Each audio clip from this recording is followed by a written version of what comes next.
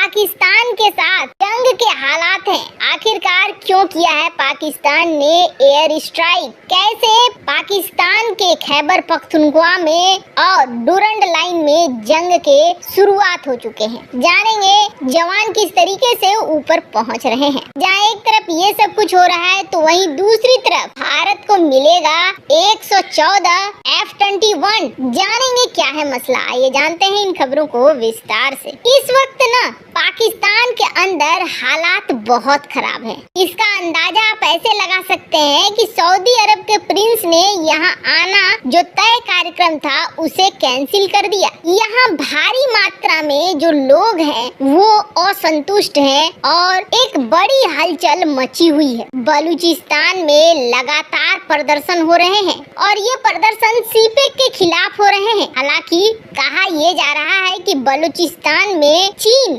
बहुत मदद कर रहा है पाकिस्तान की इस विद्रोह को दबाने के लिए, और चीन तो ये कहता है कि ये प्रदर्शन हमारी वजह से नहीं हो रहा है बल्कि इनका कुछ अपना ही मसला है। पर सच्चाई ये है कि सीपेक का इस्तेमाल करके चीन और पाकिस्तान तो फिर भी कम, पर चीन अपना माल बना रहा है। और सबसे बड़ी दुखद स्थिति अगर किसी की है तो वो बलूचिस्तान के लोगों की है। ऐसा ही कुछ हाल खैबर पख्तूनख्वा इलाके का है। यहाँ पर तो पश्तून समुदाय एकदम से पाकिस्तान से अलग होने के लिए तैयार खड़ा है। अब जितना भी पाकिस्तानी सेना चाह रही है कि इस मामले को दबाया जा सके, हल किया जा सके, उतना ही ये मामला बढ़ता जा रहा है और इस मामले को हल नहीं कर पा रहा है न तो पाकिस्तान न चीन। चीन ने 9 अरब डॉलर देने की बात तो कह दी, लेकिन इस वक्त चीन भी इस मामले से पीछे हटता हुआ दिखाई दे रहा है। अब हाल में क्या हुआ है, पाकिस्तान का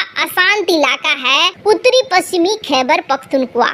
यहाँ पर आए दिन गोलीबारी होती है। खास तौर पर पाकिस्तानी पुलिस, पाकिस्तानी सेना को निशाना बनाया जाता है। अब यहाँ से एक पुलिस वैन गुजर रही थी। पुलिस वैन में कई सारे पुलिसकर्मी थे। कहा जा रहा है कि सीधे इस पुलिस वैन पर हमला कर दिया गया और हमला करने की वजह से यहाँ पर जो 6 जवान थे वो मारे गए। एक इंस्पेक्टर था और 5 कांस्टेबल थे, वो सारे के सारे इसमें ऊपर चले गए। हालात ऐसे हो गए कि यहाँ पर पिछली बार तो वजीरिस्तान जिले में भारी हथियारों से लैस हमलावर पहुँच गए और ये सीधे थाने में घुस गए। वहाँ 2 पुलिसकर्मियों को मार दिया और कईयों को घायल कर दिया। स्क्रीन पर आप देख सकते हैं आर्टिकल। पाकिस्तान हालांकि नकारता रहता है कि ऐसा कुछ हो रहा है, पर उसके देश के अंदर ही इस वक्त स्थिति ऐसी है। अब ये देश के अंदर की बात जहाँ तक थी वो बात निकलकर अब बाहर आ गई है और बाहर एक बार फिर से डुरंड लाइन पर अब पाकिस्तान और अफगानिस्तान की सीमा चौकी में लगातार गोलीबारी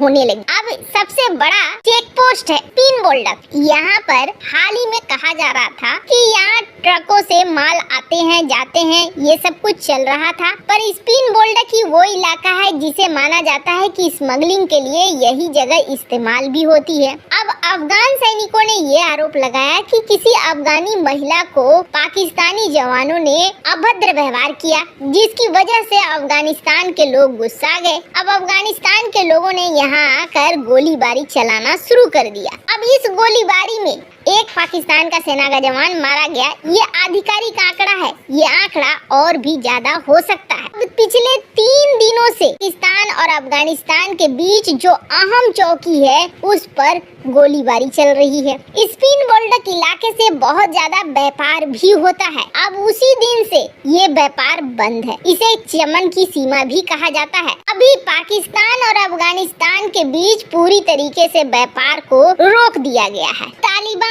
और पाकिस्तान के बीच व्यापार नहीं चल रहा है बल्कि चमन की सीमा पर लड़ाई कर रहे हैं। दोनों ही अपने अपने हथियारों के साथ यहाँ पर पहुँच चुके हैं। अब समस्या ये हो गई है कि सामान से भरे सैकड़ों ट्रक सीमा के दोनों तरफ फंसे हुए हैं कि ये चौकी कब खुलेगी और कब सारे व्यापार चालू होंगे। यहाँ तक अभी तक सीन था, लेकिन अब पाकिस्तान ने इस सीन को और भी ज्यादा बिगाड़ दिया है। कथित तौर पर अब पाकिस्तान ने सबसे पहले चाइना के डिफेंस सिस्टम यहाँ पर तैनात करने शुरू कर दिए हैं। $46 मिलियन खर्च कर रहा है कि जल्दी से जल्दी सर्विलांस सिस्टम चाइना का खरीदा जा सके ताकि अफगानिस्तान के बॉर्डर पर लगाया जा सके।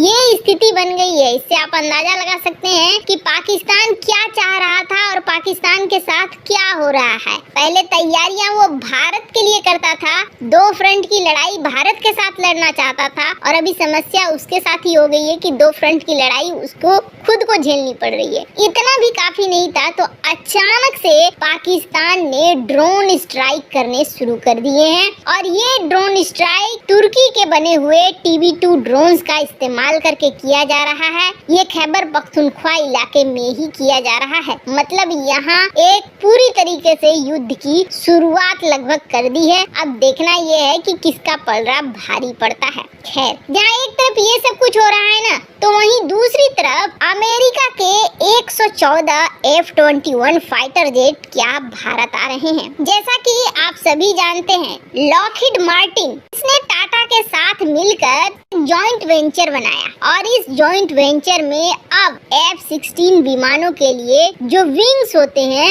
वो बनने शुरू हो चुके हैं। Tata Lockheed Martin arrow structure limited इस नाम की फैसिलिटी बनाई गई हैदराबाद में। इन्होंने काम करना भी शुरू कर दिया है और इस फैसिलिटी से 50 जोड़े विंग्स बनाए जा रहे हैं F-16 विमानों के। लेकिन अब यहाँ पर बढ़ाया जा रहा है अमेरिका की कंपनी द्वारा जो कैपेसिटी है और बढ़ाकर ये किया जा रहा है कि यहाँ पर अब F-21 के भी कई पार्ट्स बनेंगे और पूरा मैन्युफैक्चरिंग इकोसिस्टम बनेगा। अब जैसे ही ये नाम आ रहा है कि टाटा और लॉकहीड मार्टिन मिलकर कुछ ऐसा कर रहे हैं, उसके बाद संभावना ये जताई जा रही है कि लॉकहीड मार्टिन जो पहले भारत को F-18 विमान देना चाहता था, F-15 विमान देना चाहता था, वो अब F-21 विमान की तरफ आगे बढ़ रहा है। ऐसे F-18 या F-15 को लेकर भारत ने पहले भी साफ किया है कि भारत इस मामले में ज्यादा इंटरेस्टेड नहीं है क्योंकि ये फीचर्स